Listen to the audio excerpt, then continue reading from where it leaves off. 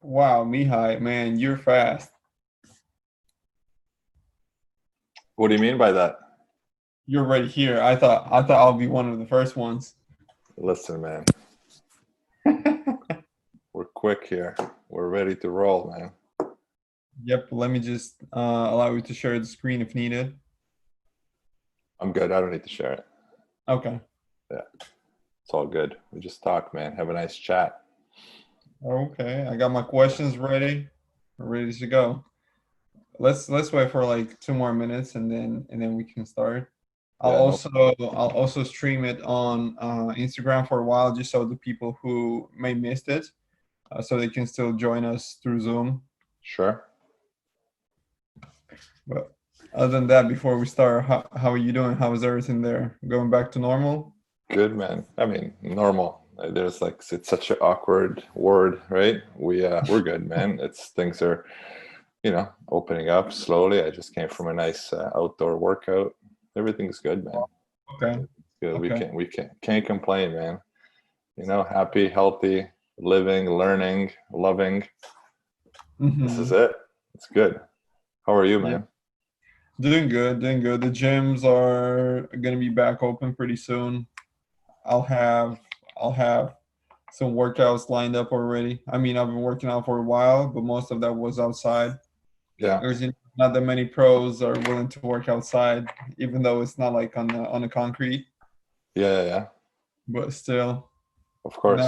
I feel that it's gonna be busier and busier with the gyms opening up, with the people with no limitations. So ready Yeah, for it. it's all good, man. Yeah, there's gonna be no gyms opened up here for a while in Canada. Okay. All the colleges and universities canceled their seasons until January. There'll be no fall sports. Got it. Yeah, I had to mute. But yeah, I How feel are that we these? have How have these calls been going, man? it has been pretty good. So far, Nick had the most. The my partner, he Yeah, had his topic was how to land a job in the United States. yeah, I want to say he had 50 plus people, yeah. but other than that, it's the average is around 15 people, and I hear that since the time difference is still big with all the different countries. I get messages from the coaches from South America or from the ones who are in Russia and missed it because they have workouts or something else. But it has been good because the goal for us is to make sure that um, we save it, we upload it on YouTube later. We don't charge it, just let the people learn for free because I mean that's what it's all about. Not trying to earn money on when all the people have those limits. Of course. That's good, man. Good, smart idea. Yep. All Thank you, right. man. I appreciate you having me on here for sure. Yeah, no other way. When I was thinking about the speakers, I'm like, okay, he got to be on for sure. That's good, man. Good. We'll get after it today. I'm ready Yep. whenever you are. Yeah, let's start now. It's already two minutes, so we should be good. First of all, I wanted to welcome everyone, and I wanted to welcome our speaker today, Mihai. I'm not going to introduce you. I will just give the stage to you, and it's all up to you. You'll introduce yourself because I feel that you'll be able to do it much better than me. But to be honest, I'm ready to learn, just like all the other coaches who are here. Yeah, perfect. Thank you, man. It's everywhere I go, it's never about me, and you know that. But if you need validation as to why I'm here, it's I've been doing this for a long time. I've been doing basketball training since 2008 in Canada, and then it grew slowly into a global training business. I've started a camp in Lithuania 7 years ago. Now it's one of the biggest camps in Europe when it comes to prospects and pros. I also am the business development director, whatever you want to call me, for Ganon Baker. I played for Gannon back in my day at Coastal Carolina. I help him reshape his business. I'm a university professor in sports. I teach sports marketing and I teach entrepreneurship and new ventures at Mhm. Canisius College in Buffalo. And yeah, sports is my life, man. Thank you everybody for joining. Thank you everybody for being here. And hopefully you'll take away at least one thing from what I say today. At least. I'm sure there will be more though. Of course, So if you want I to really, learn. yeah, I really wanted to start with you being a coach. What do you like teaching players the most? It all depends what type of player it is. But I like making the connection. I like teaching them how to connect the physical piece with the mental piece, with the Okay. emotional piece. The whole, because it's a holistic training. If you just stay narrow-minded to just the sport itself, you don't have a chance to really develop into a true full player. So Hmm. I like teaching them how to piece everything together, how to take care of their body. Even though I'm not a nutritionist, Hmm. I'm not a Bassy strength and conditioning guy. Like, I'm not that, but I know enough about it. I've been around it. Hmm. At back in the day, at some point, I had certifications in it, but no longer. Understanding how to get your mind in the right place, and that comes from my own practice of meditation, and then obviously connecting everything to the game. That's my favorite. That's if you know that's my favorite thing to do.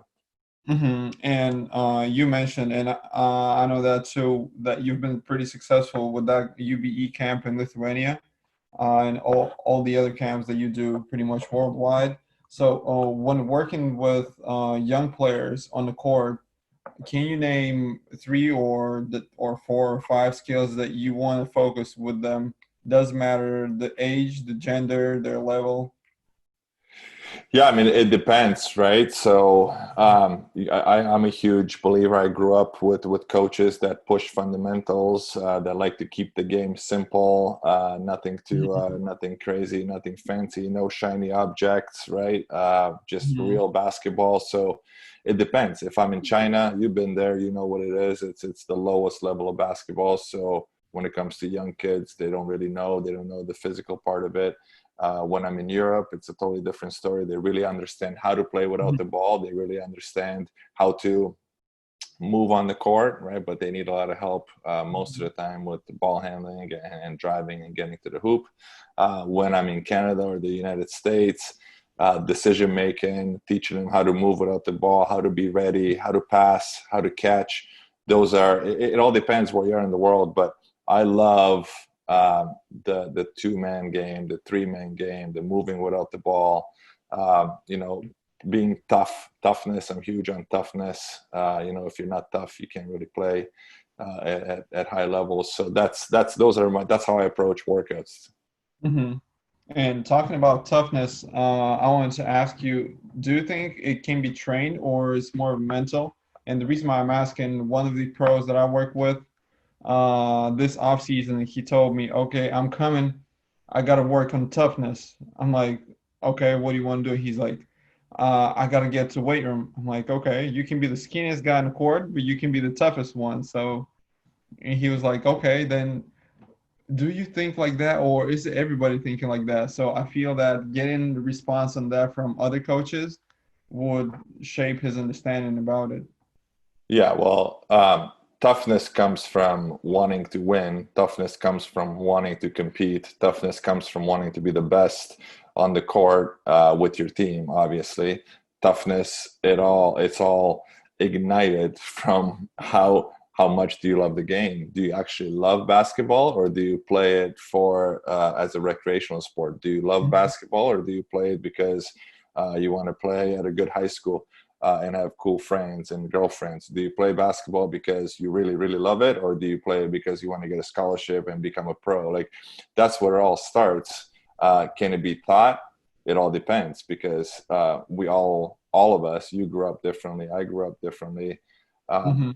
Our environment, the way we grow up and where we grow up and how we grow up, it always affects the way we react to things, right? Mhm.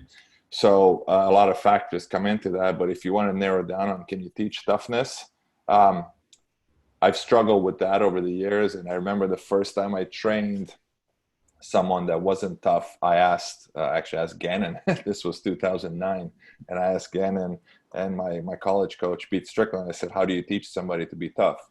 And they said, "Just keep hitting them. Just keep on hitting. Just keep on hitting. Keep on beating them up until he snaps. If he snaps and hits you back, then you've done your job.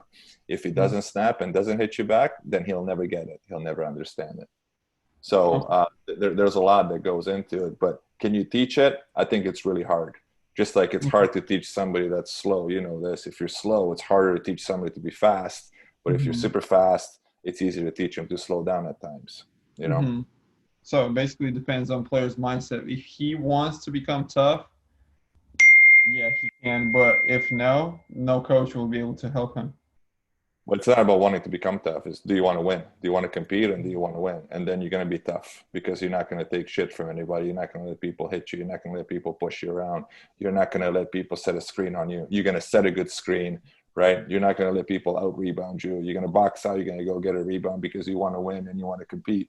If you don't want to do those things, there's nothing you or I or any other coach in this chat room can do. Mm-hmm. Mm-hmm. And also, I wanted to cover um, teaching the players. And what do you think will be the most underrated skill that players spend little time on? You can also understand that it may be different in different parts of the world. Yeah. So maybe you can touch North America, let's say, in Europe. Sure. Yeah. I personally think, and I could be wrong. I personally think that in North America, the biggest missing link to basketball is playing with teammates and moving without the ball. I don't think, I don't see many people teach it, first of all. And second of all, I don't see many players being able to do it, right? So that's a big thing.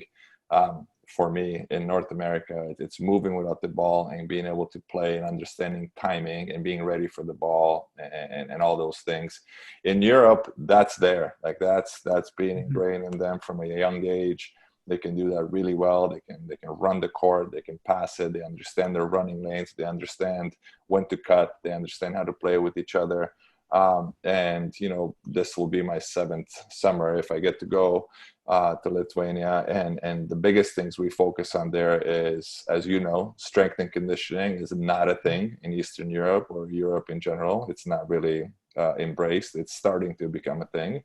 And Mm-hmm. so working on their body, and then individual skill sets, they don't have that. And unfortunately, as much as we don't really want to push that, if they come to play NCAA basketball, if they want to play at the next level, they have to be able to take somebody off the dribble once in a while. They have to be able to figure out if they can even do that. Maybe you're too slow, you can't do that. So you need somebody like yourself to help them work on that first step and that explosion. But yeah, and then, I mean, I don't want to go into Asia because honestly, it's a totally different experience, as you know. So there's a lot of missing links over there. Mm-hmm. Mm-hmm. And that's good to hear when you mentioned playing without the ball for states, because when we talked, Corey was the first one who we talked to. And Yeah. so when I was, the last question is usually, what advice would you give to younger self? And he's like, I feel that I messed up some kids when I was starting to train because I was thinking about what they can do with the ball, and he's saying that I think that I made some kids maybe like handicapped, that they were only trained with the ball and they didn't know how to score, how to be useful on the court without a ball. Right. Right. I think it's huge. I think it's huge, and it's not, but it's not flashy, right? And Mm-hmm. it's not a shiny object. And you know, everybody that played 5 minutes of basketball wants to train kids. Everybody that played, I played in middle school, so I can start a business of training people, and they just copy things that they see that are incorrect, and they're just teaching kids how to play with a ball in their hand. But the reality is, you don't have the ball in your hand most of the time. Mm-hmm. And it was, I think, 4 years ago when I was doing a camp with Mike Atkinson, the strength coach for Nick's G League team. He asked me, Vasi, do you know what makes you a coach? I'm like, or what makes you a trainer? I'm like, no. And he's like, this. He's like, now you're a trainer. Now you can do it. I'm like, Yeah. oh, We're not here to talk about that because I don't think people yeah, like that don't deserve our attention, Bassi. We just focus on the positives, you know? yep. So, if we go to coaching, what do you like teaching coaches the most? Because I know you go to China with Ganon teaching the Chinese coaches, and I see that when you go to Lithuania, you also had a couple of American coaches who went there with you. So you Yeah. basically took them under your wing. Is there anything that stands out to you that you enjoy teaching the most, that gives the most results, or? Yeah, and you know, you probably know this is coming from me, but we have a huge platform. You know, Mhm. everybody that's in this chat room right now, you have a platform, whether you're in front of two kids or in front of a whole team, or you're traveling and doing camps and training lots of people. You have a platform, and your platform filled with there's always athletes ready to listen and ready to learn. But I think we're missing the boat as coaches to be able to make a true difference, because most coaches don't have themselves in check. They don't have their life in check. They're not able to lead themselves first and love themselves first. So then they can't teach anybody fully. They can't teach their athletes fully. And I love getting into people's heads, and I love getting into coaches' heads and telling them, hey, who are you? Why are you doing this? Why are you coaching? What's the number one thing in your life that you love? And nobody says myself. I'll say myself all day, every day. I love my kids. I love my girlfriend. I love a lot of other people. I love basketball. But me is always first, because if I'm good, if my mind's good, my body's good, I'm happy with who I am. I can dish out so much more knowledge and help these players. So that's my favorite thing to teach coaches. And there's like a whole, we can talk for 3 hours about this, you know? Mhm. And since, I mean, obviously you already said that, since coaches are teachers also, what do you think are the main qualities that every successful coach needs to have? Well, you got to be able to understand, you know, what kind of leader you are. You got to be understand, you know, are you leading because somebody told you you're a coach, so you got to lead? Are you leading because you're helping people be better? Are you leading because you're helping people be better and you're winning games? Are you leading because you're helping people be better, winning games, building a successful program, and now you're developing people so they can go on and coach at different places? You're developing your assistant, you're developing your senior players to maybe be coaches. So that's a huge quality. It's a huge asset, and you can't do that, Bassi, unless you learn, Mhm. develop, and you serve, right? And when it's all about you, you'll never get anywhere. You'll never be a good coach. When it's all about them and you put everything you have into them, then you're going to grow as a coach. So I think to be a great leader, you got to be selfless, and you got to constantly work on your personal development, and also understand where you are as a leader, because as a leader, you always grow. Hmm. And when you were just starting your own business, what was the biggest challenge that you faced? Credibility for sure was the first thing. I mean, I was 28 years old when I started my coaching business. I'll be 40 next week, right? But I started that at 28, and the only reason I started was because a guy I was working with at the time, I was a police officer, and the guy I was working with said, "Hey, you played high level basketball. You want to train my kid?" And I said, sure, sure, I'll train your kid. And then I said, oh boy, I don't know what I'm doing, you know. And I called Ganon, obviously, and I said, hey, I need some help. And that's how it all started. But that was the biggest hurdle, credibility. So I had to be really creative in getting a coach to understand why I'm good for his players, to get Mhm. players to understand who's this guy that has no basketball coaching background, but he wants to coach me. And I had to be Mhm. really creative with that, and I had to really, really build relationships and make the coaches understand what I can bring to the table. So that was the hardest part. Mhm. And what did you have to do in order to gain that credibility? Results. Okay. Just Sim- it's that easy, man. Just just make the kids better, make his kids better, make the kids better, help them fit into the coach's system, open communication with the coaches constantly, constantly talk to them. Hey, coach, Bassie's coming in today for a workout. How was this week at practice? How's his mood? What does he need to work on? Where does he fit in your system? What do you think that he needs? And then when you do that, the kids get better. When you do that, the kids get better for their teams. The teams start performing better. The coaches trust you. The kids trust you. There's no secret. Just produce results, man. Yeah, man. You just keeping it simple, and that's what I love. Yeah, there's no Bassie. There's no need to complicate it. Hey, I need to jump higher. Bassie, can you help me? Yeah, I've helped these 10 guys. Look at them. This is the before, this is after, this is what they're doing. Okay, help me. Bassie, can you help me jump? I can. Who have you helped? Well, nobody really yet. I'm just starting. Well, you get no credibility. It's game over. You're done. And so often young coaches who start working for themselves and building their own brand, they don't know what to begin with. What advice would you give to them, and what would you look at to define the next steps that needs to be taken? Whew, that's a loaded question, man. I teach a class on that.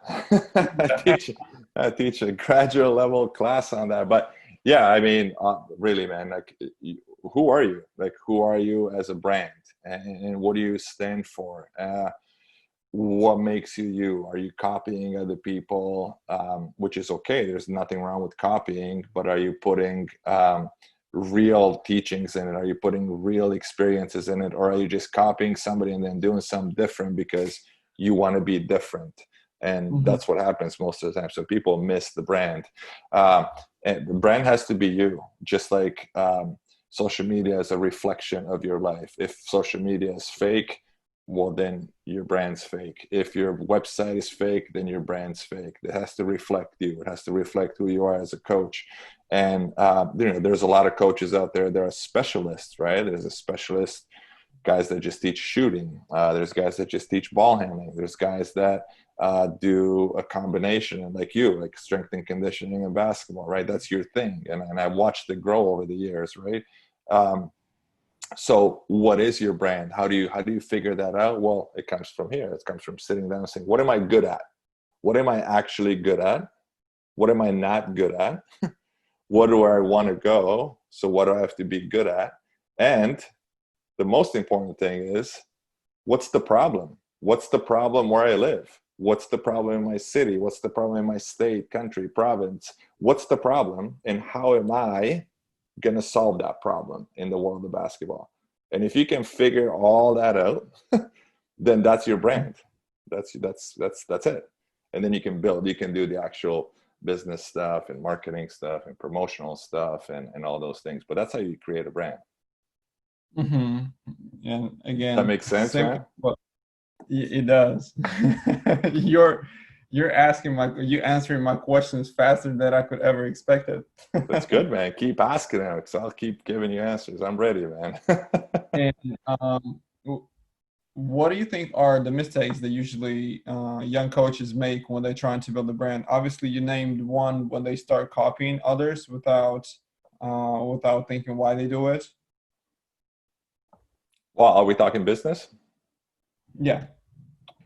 Wow, there's a lot of mistakes people do, but the one that I most commonly see all the time is people wanna design the logo, people wanna design the T-shirt, people wanna start asking everybody to support their business without actually having a business, without actually developing anything in the background, without actually sitting down and kind of saying, okay, this is what everything I just told you earlier for the brand question, and then this is where I'm headed.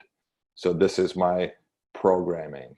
This is going to be my helpers. This is going to be the gyms I use. This is going to be the the way I run it, only one-on-ones. I only do one-on-ones, or I do one-on-ones and group sessions. I'll come to your camp, but I need 10 of whatever, right?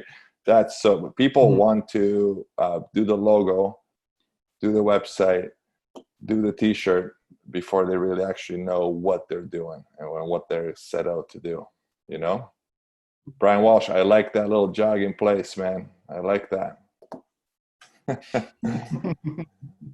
That's So good. when would People that know me, that's my life. That's my life. I like it, man. I like it. I didn't really realize, Brian. Yeah, But so I mean that's a huge mistake. And then obviously it's 2020, Bassi. It's 2020, so it's easy to start a business. It's easier to start a business than ever. It's also kind of a touchy territory because everybody can do it. So nobody really, a lot of people don't take the time to sit down and figure out the purpose of their business. I can't even tell you how many people email me or message me or call me and ask me, hey, is it good money being a coach? So I say, I'm sorry, I can't help you. Like that's what I say. I just don't help them. If anybody says, if it's good money, if you're making money, how much money you're making, I just tell them this is not for you. Go find something else, because it's not about the money. If you lead with the money, you'll never make it. If you lead with your passion, if you lead with your love for the game, if you lead with your love for improving people and making people better in sport and life, money always comes. It just comes. It just shows up. You know what I mean? And so that's another mistake I think people make. And I feel that a lot of the coaches who start, and they don't know how to communicate through the emails. So just like you mentioned, now they ask, like you get the emails asking how much you earn. What would be, if you can imagine, what would be ideal email that you would respond for sure from a person? Like how should it be structured? Yeah, great question. And I'll tell you this because last summer there was a guy that messaged me probably in February from Spain. It was a young coach from Spain, Georgie. And he said, hey, I'm a young coach from Spain, but he wrote this awesome email. Dear Mihai, explain who he is. Explain what he does. Explain what he's looking for. So 3 nice paragraphs. Attach the resume, attach the cover letter, attach the video of him coaching. And he said, I want to come and learn from Ganon Baker. And I said, listen, save your money. I'm coming to Europe in 2 months. Meet me in Lithuania, and you can learn from me. It's all the same, right? And he asked me, he said, why did you pick me? I'm sure you get a lot of emails. And I said, I get tons of emails. I probably get 5 emails a day from somebody like that. Why did I pick him? Email. The way he structured it. He was clear, and to give me a quick synopsis without bragging of who he is. He was able to tell me what he's doing in the basketball world, and he was able to tell me what he's looking for and what he needs help with. When you're organized, when you know where you stand and you know where you want to go, I'm going to help you all the time. Now, if you come to me and you're like, I don't know where I stand and I don't know where I want to go, I'll still help you. But if you're just writing an email and you say, hey, I want to create my own curriculum. I've never coached a day of basketball in my life. How'd you guys do yours? You get no response. That's a delete. That's an instant delete. You don't get a response. You see what I'm saying? Communication is key. And what made you think about teaching? How did you come up with that? You said that you started coaching because your colleague asked you to coach their kids, but how did you go with coaching and teaching? So teaching at the university level or teaching basketball? Yeah. So I mean, it's all connected because my life is all connected. It's all one big circle. It's all the same wheelhouse, and it's all sports and basketball related. So when he asked me to teach his kid, I did that. I showed up ready and prepared. I still have the first workout I ever created with him, August 23rd, 2008, and he, after about 4, 5, 6, 7 sessions, the kid got better. And then his friend wanted to get better. And then his friend's friend wanted to get better. So I call these 3 guys the originals, because these 3 guys, Zach Bickle, Nick Green, Luke Fast, they're graduated university now. They're done, right? But they started it and they wanted to work. They wanted to listen. So that helped me continuously to grow as a coach. And then, next thing comes is their head coach wants me to go train the team. And then somebody hears about that, and, things grow. And it got to a point where I was 4 years in, and I sat down with one of my mentors, and mentors are huge, by the way. I sat down with one of my mentors who was the deputy chief of police at the time. And he said, listen, what are you doing? You're a great policeman. You're a great detective. But you're also a great basketball coach. I said, well, I don't know. I'm going to keep doing both. He said, you can't do both and do them the right way, because they don't connect, right? There's no connection. There's two different lives. So I said, what do I do? And he said, why don't you take a year off? Take a year off from police work. You can have your job back when you come, if you decide. So I said, okay. So I did that in May 2012. I haven't been a policeman since. I haven't looked back. So that's how that started. I took a year off and never went back. I took a bio package and been doing basketball ever since. That's great. But when you said that he gave you a year off, by that time I already knew that probably you're not back. Yeah, for sure. It wasn't a plan B for me. If you know me a little bit, we got to spend some time together. But how about that, man? When we met in China, out of all the places, a Russian and a Romanian Canadian meet in Beijing. Yep. Incredible. But yeah, that's it. And then the rest is history, man. Mm-hmm. So I get a private message now with a question. Yeah. Hi, Bobby. I'm from Indonesia. I run basketball academy. So my question is how we can combine quality and quantity in our business. Which one first? Sometimes quality asks more resources, money, and time. And if we want to provide those, then we need quantity, more kids. Yeah, I mean that's the beauty of doing business, right? And when you do business in the sports industry, when you do business in skill training for basketball, you always have to make sure that you produce quality, coach. So some advice for you is, if you're trying to bring revenue in and you're looking for quantity, then you better have a lot of quality coaches. So let's say you're doing the rule is no more than 8 to 10 kids for one basket, and at least one coach for 8 to 10 kids that knows, not a babysitting coach, not a college student that you're paying $5 an hour to come work. No, coaches, like actual real coaches that know what they're talking about. So if you have a space with 2, 3, 4 hoops, well, then you can get 40 kids in there, but you better have 4 coaches plus yourself, and those 4 coaches better know what they're talking about and be able to teach and correct and teach on the fly and keep the answers short and be able to impact those kids as they're doing. So that's how you get the quantity and quality part figured out. And then obviously, as you go into smaller groups, your coach numbers reduce. Mm-hmm. Mm-hmm. Thank you. All right. And then there's a question from Nicholas. What are the main differences of a camp in the United States versus in Europe or Asia? He's asking because he's mostly done them in the United States. The coach. The coach is the difference. I mean, really, you got to be able to go in and just like finding a new group of friends, you got to be able to figure out what level those players are really fast, get as much information as you can. Are you asking as a coach? He's a coach. Are you a coach, Nick? Yeah, he's coaching there too.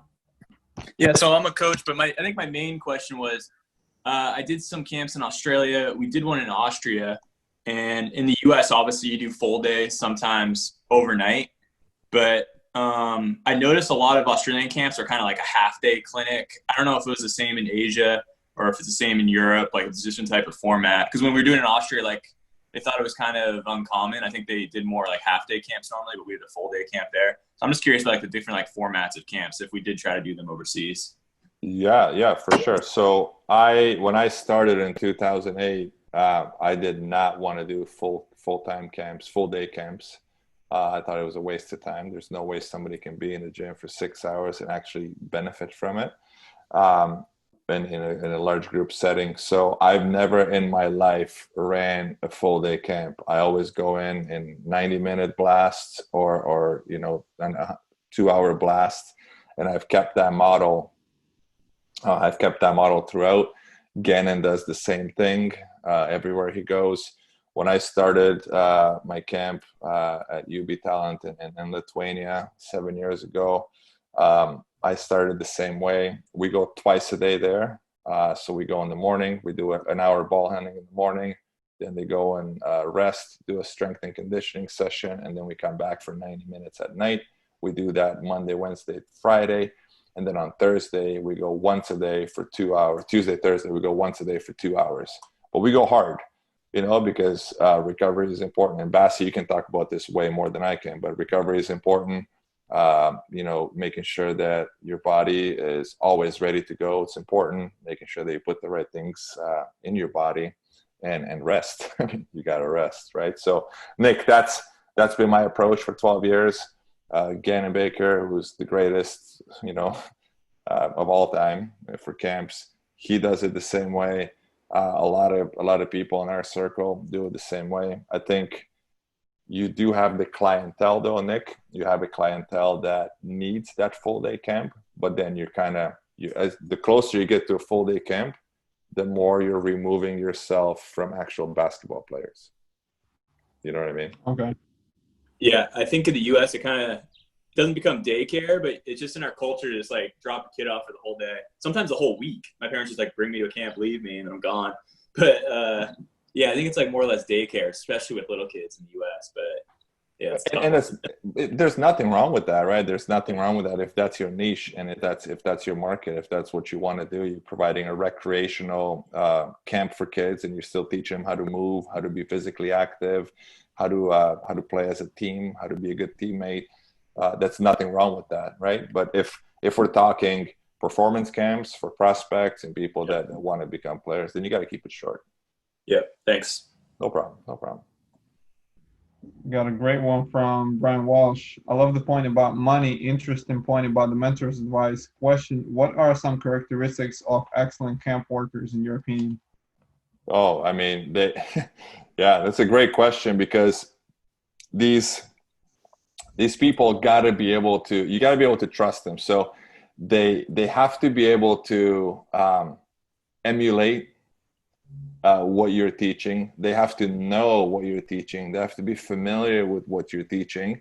And it's not your teaching, because basketball is so universal, and we are, we're not reinventing the game. We're just teaching it differently.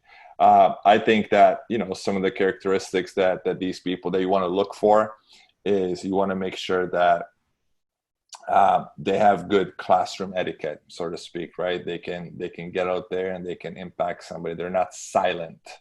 They're able to raise the energy levels. They got to be able to comprehend the information that you're putting out when you demonstrate as a lead coach. They got to be able to comprehend it and have to have the ability to replicate the same teaching.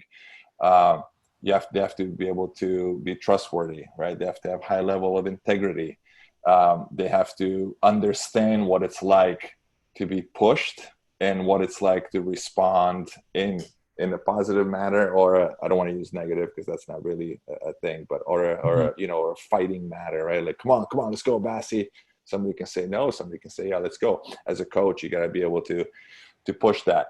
You have to be able to keep the energy levels high. You have to be able to have good reasoning, good judgment, and last but not least, right, a high level of self-control and self-confidence, because that's what you're projecting. That's what you want to give onto these kids. So if you can find those type of coaches, you're good to go in a big camp setting, Brian. I found that our success internally with our company, with No Limit Performance, has been players that have come through the program. They get it. They fully get it. You don't have to teach. You just give them, as they get older, you give them more curriculum, you give them more access to things. And then all those things I just talked about, I don't have to teach because they've seen it growing up. And we run we run recreational programs for 2 different cities, and I do a quick powwow for 2-3 days with them, make sure that they're all set up, and then they go and they teach, and the feedback is unbelievable, saying these kids are in grade 11, grade 12, first year university, and they're just amazing teachers. Well, they lived it. They grew up through the system. Brian, does that answer your question? Right. And yeah, usually the person from Indonesia, usually in Asia, 6-8 hour a day and take 3-4 days, mostly run by U.S. coaches. Yeah, I would take coaches with a grain of salt. Are they coaches? Are they whatever, right? It's a tough one. Anything, again, it all depends what kind of camp it is, coach. It all depends what kind of camp you're running. Are you running a like Nick said, for lack of better words, a babysitting camp, recreational camp, or are you running a performance camp? That's the difference. And I have one more question left to finish it up. What advice would you give to younger self when you were just starting your career 12 years ago? Say no more often. Okay. I said yes a lot. I said yes probably way too many times to way too many people. If you learn how to say no, you'll be able to say yes to things that are good. And then you also got to start learning, when you do so many good things, you got to get to the point where you got to say no to good things. Because if you do too many good things, then you can't really reach that level of excellence, that pinnacle of leadership, that pinnacle of being a great coach, a great businessman. So saying no, if I would have learned to say no 12 years ago more often, maybe I would have progressed in those 4 to 6 years at the beginning rather faster, but no regrets. There's nothing that I want to take back from the past 12 years or my first 4 years as a coach. But saying no more often is one advice that I tell myself for sure. And that's a great one, because I remember myself, I want to say 4 years ago, when I was mentored by Tim DiFrancesco, former strength coach for Lakers. That was one of the things that he told me. And after that, I'm like, okay, yeah, he's right. Because if I say yes too often, then I may say yes to some people who are not appreciating it, but then the ones who really need me, they won't even get a chance to work with me or to get my time. Yeah, that's a good point, man, for sure. And I think right now it's an interesting time, right? It's an interesting time. So in our world, in our life, and I want the coaches to.